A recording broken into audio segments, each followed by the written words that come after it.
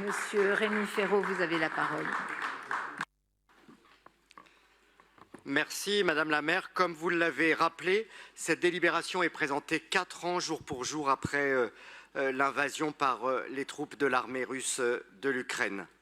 L'Ukraine, 4 ans après, est toujours en guerre.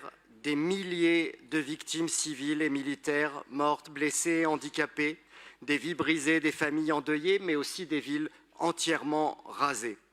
Je tenais aujourd'hui, une nouvelle fois, au nom des membres de mon groupe, à exprimer tout notre soutien et notre solidarité au peuple ukrainien, frappé par l'effroyable épreuve qu'il traverse, et à lui témoigner de notre admiration pour sa résistance héroïque.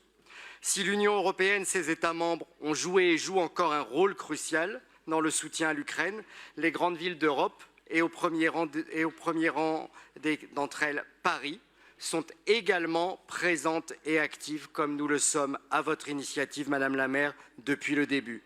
Oui, il existe une solidarité entre les grandes villes du monde lorsqu'elles sont confrontées à la guerre.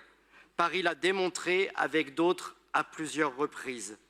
Oui, pour Kiev et pour l'Ukraine, Paris a été là, que ce soit l'accueil des réfugiés ukrainiens sur le sol de Paris, des mesures symboliques mais importantes comme l'inauguration du jardin de Kiev au peuple ukrainien près du Petit Palais ou l'illumination de la Tour Eiffel aux couleurs de l'Ukraine à plusieurs reprises.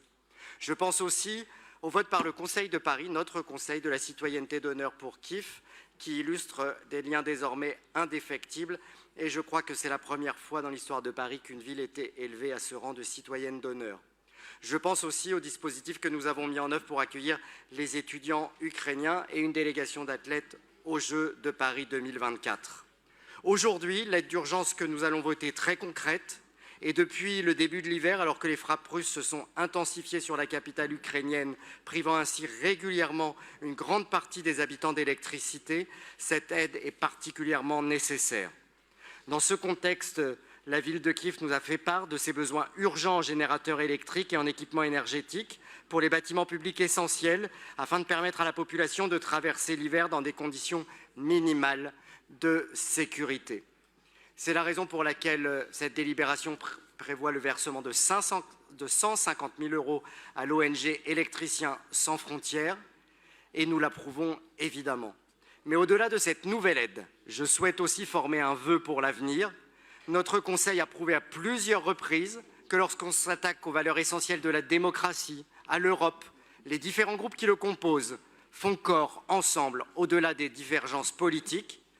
Et alors que dans un peu plus d'1 mois auront lieu les élections municipales, je forme le vœu que le soutien que Paris a apporté à Kiev et à l'Ukraine perdure, qu'il s'inscrive dans le temps, autant que cela sera malheureusement nécessaire.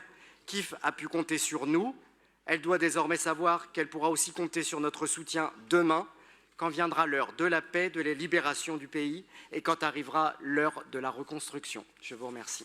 Merci beaucoup à vous, Monsieur Rémi Féraud.